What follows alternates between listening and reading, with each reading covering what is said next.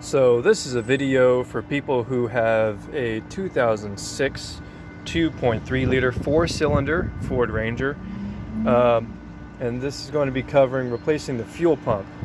The symptoms of this is that the truck will crank but not actually turn over. If you're having any other issues, this is not the video for you. Now, the way that I diagnosed this fuel pump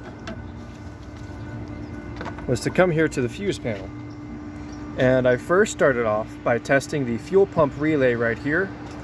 I took it out and used a multimeter to test continuity based on the, there'll be a printed diagram on the underside of this relay showing you where the switch should be when there's no power.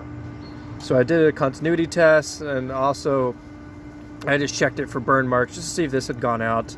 I also purchased a brand new one and put it up next to this one on the multimeter and compared those values as well to confirm that this relay to the fuel pump is indeed still good. Secondly, right here, this is the fuse to your fuel pump. If you look on the bottom of your fuse compartment cover, there is a diagram of where this fuse is, and this would be fuse 23, labeled right here, fuse 23. Because when we put that over here, that's how that said you take it off, fuse 23. So, after you've checked that fuse and that relay, and again, you have crank, all the engine is turning, the battery's good, you have spark, you have compression, no issue, none of those issues. It's just, it's not turning over, and you've checked that, then we'll come to the passenger side after unlocking the door.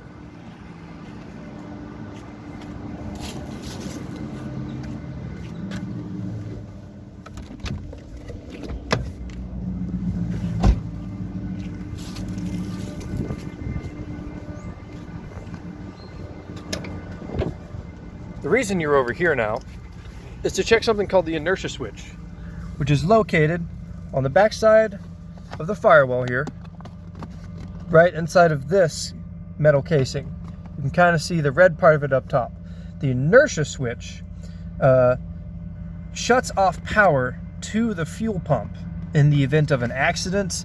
The inertia from the accident causes a circuit to trip, and you can test this switch. If you don't want to take it off, you can just push down up top here on the rubber red circular part, and if it clicks and clunks when it goes down, that means it was tripped and it's now good. You're going to try to crank and turn over the engine after that.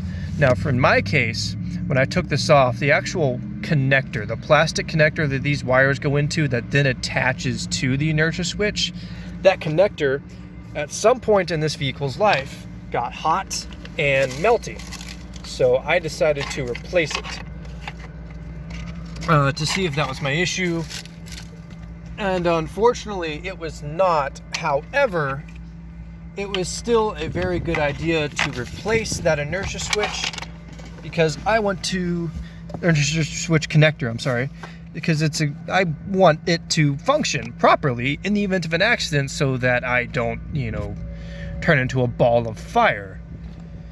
So you want that to work. And I have some heat shrink tubing that I need to bring down off this. But anyways, I went to AutoZone, I bought a new one, and I wired it up here and I soldered it on, and I just need to pull up this heat shrink tubing and cover up those solder points.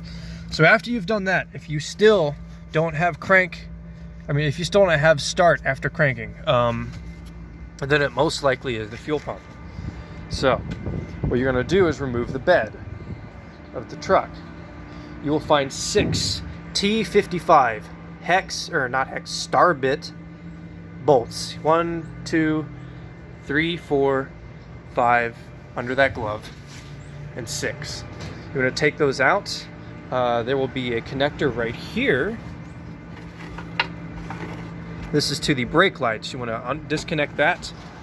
And then the filler pipe to the tank right here. It will have 3 screws in it. When you open the lid to the fuel filling compartment right here, you're going to take out those 3 screws, and then have somebody help you, you can either set the bed up on blocks that you put on top of the frame to get it away, but I have been in and out so many times, I just had my neighbor help me lift up the entire bed and place it away for the time being.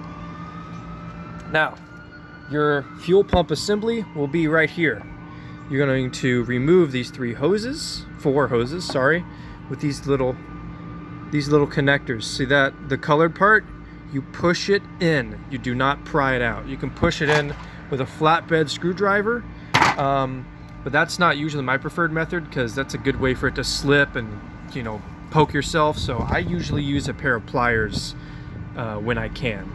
And then of course there's the 4-pin connector to the fuel pump assembly.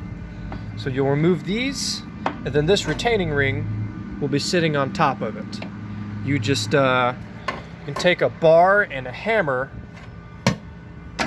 to bang it loose because it is on quite tight.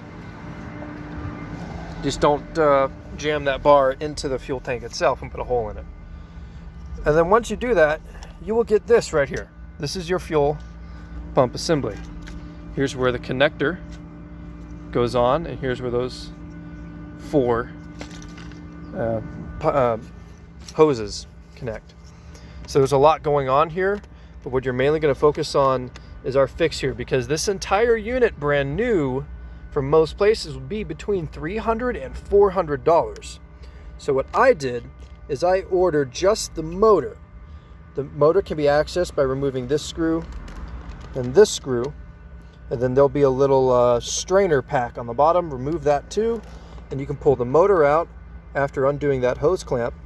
And I replaced just that motor, and that solved my issue. Once I did that, I also needed to replace my gas. It was a little old by the point I got all this done, and the truck fired right up. Now, here's another thing. The reason I'm back in and have this out yet again is that when I took this apart the first time to take off the motor and replace it, I incorrectly reinstalled it. You see, this right here is the sending unit. Let me put this down. This right here is the sending unit. It reads your fuel level with this float right here attached to this, and there's a little resistor, a variable resistor right here. When I put this back together, this ground wire, I didn't attach it right here. I attached it to that screw, which is not a complete circuit, which will, the truck will still run, but your fuel gauge will not work. And when you turn the key on, the check engine light will come on, and if you get it, the code red, you can see right here, P0463 and P0461. And even here, the definition. 463 indicates that the fuel level sensor A electrical circuit input signal had high voltage for a predetermined amount of time. And that will also, the high voltage will mean that the range that the level sensor is supposed to be putting out will be too high. So that will trip both of these codes. And that's because if you don't have a complete circuit here, it's like if you study electricity, you'll hear that compared a lot. It's a lot like water in a pipe. Think about your garden water hose. If you kink it up real fast, you can see the hose kind of jerk. And that's all that water crashing against itself and sending a small wave of energy as it comes to a sudden stop. The electricity kind of does the same thing in the sense of it shoots the voltage up because it has nowhere to go. It does that for, a small amount of split second. But that's enough to trip your sensors. Now, this won't be a problem if you don't feel like going back into the tank and taking the bed off again and blah, blah, blah, blah, blah. But if you want to pass an inspection, you cannot be throwing codes and have your check engine light on.